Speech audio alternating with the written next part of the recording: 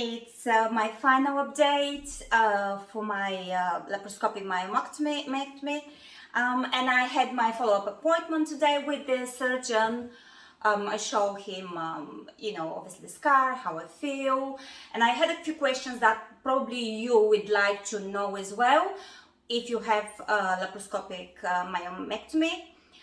Just to make sure, so basically I had the laparoscopic myomectomy, but I had a bigger scar, not just 3 holes, because my fibroid was further up in the uterus and was stick to the uterus, so they had to cut 2, and like a bigger scar in my lower abdominal area as well. So I had the classic one, but at the same time I had to have a cut with 5 centimeters, which obviously it turns out to a little more complicated in a way. But again, let's start with the questions which everyone wants to know about how you're getting on after the operation. So we're starting with the first one, which is how soon you can start lifting weight, do exercises. So realistically, they said 2 to 3 weeks, sometimes 4 weeks. It all depends how you're recovering actually.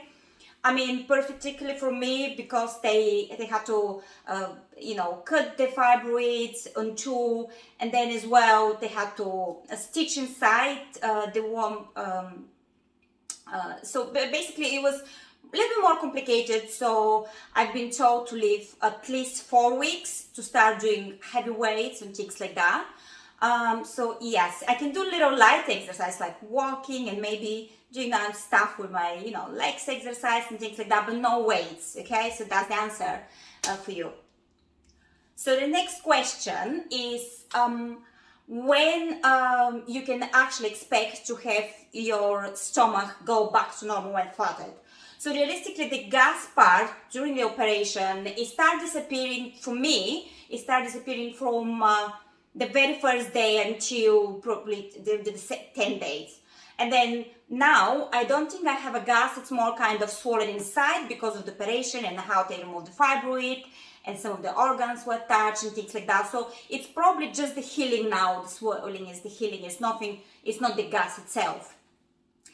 Question number 3, okay, will your bowel movements go back to normal? So what I did, yes they will, and it's obviously going to happen on by the 5th day after the operation, okay? So I think I went back to normal on the 4th day, I'll be honest with you, not normal, but like kind of trying to get normal, because you don't eat a lot, and you bear in mind you haven't had any food before the operation itself. So it is kind of take time, to be honest, and especially it depends on the position of the fibroid. If it's in a place that actually sticks all the stuff and it just, make it complicated for the food go waste, and I mean, you could probably need time, but don't worry about it.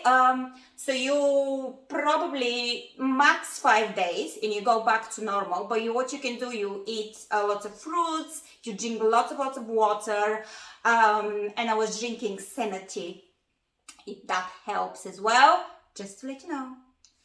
Okay, question number 4. Yeah, number 4 I think is now. So basically, how long until everything goes back to normal and you slim again here in this area, which I'm a little bit bloated at the moment? Well, I've been told today that I should leave at least 4 weeks after the operation.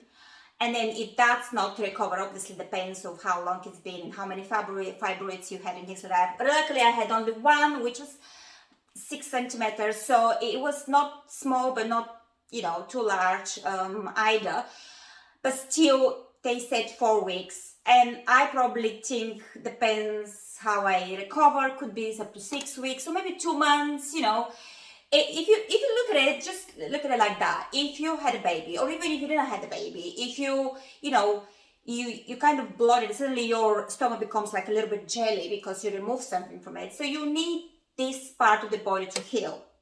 So I believe so. Doctor said a month, 2 months, depends on the cut, depends on the type of fibroids and how many there have been.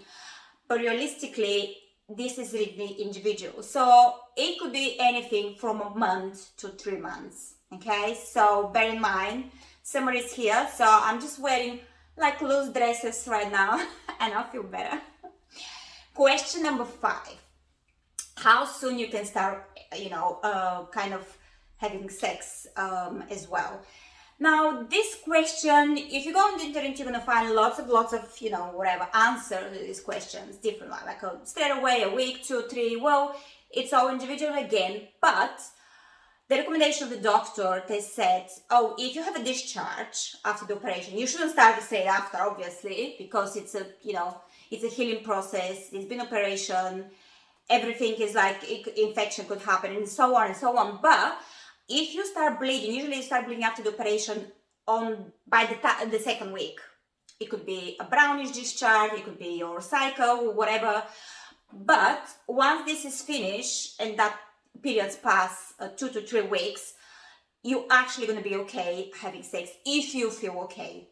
Because everyone's different. Some people are more emotional, they worry, things like that. And if you just probably speak to your partner and you be more gentle, start slowly, and I think you'll be fine. Okay, and another question anyway, which I really wanted to know, will that return again? Will the fibroid return? Okay, so let's put it that way. I had only one, so they said they cleared it out. I had the biopsy and it was all clear, fine. Luckily, all good. You have to have these things. Yes, of course they can return. That's a muscle, things from inside that it actually grows from inside. So it could return. The thing is actually, which is really important to understand, it's more active for women between 30 and 50. So it depends what age you are and how aggressive they were in a way, because mine was growing quite fast for a month. It went 2 centimeters, bigger, so from 4 to 6. But again, I've been told from the doctor, I had a doctor, Narvacare, thank you so much again, from HCA Hospital in London.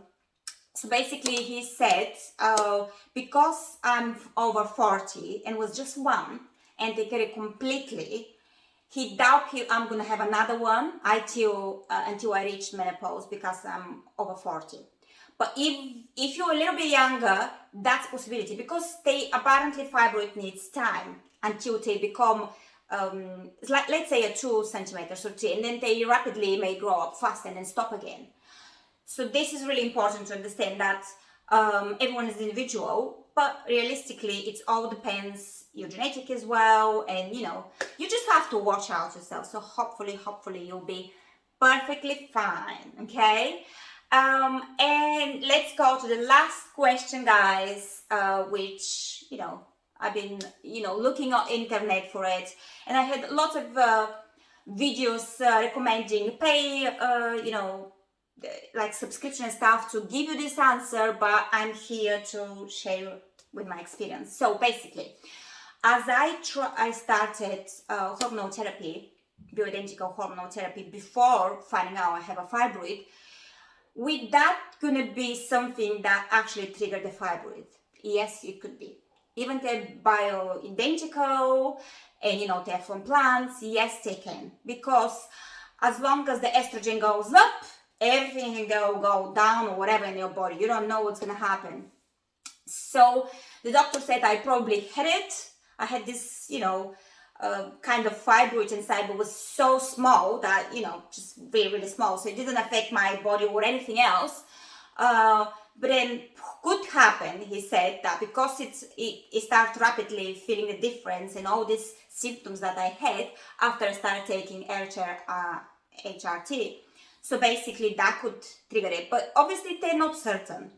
Well, what they're certain of, that if we notice that could be the problem, if we can eliminate it, should we do it? And I think yes, we should. At the moment, I don't have any, kind of feeling or perimenopausal symptoms, so I probably won't take them until I have some, and I'll decide or just think about it. But it's all about option. It's just make sure that that you can stop and start anytime with the hormonal therapy, especially bioidentical.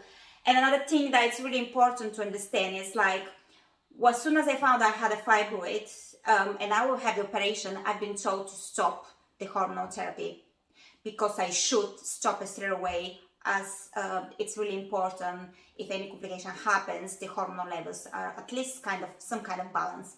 Anyway, so hopefully I helped you today, and you watched my first video for the operation and how I got to the fibroid experience and my little journey, which I never thought I'm gonna have. But yes, these things happens, and then everyone should definitely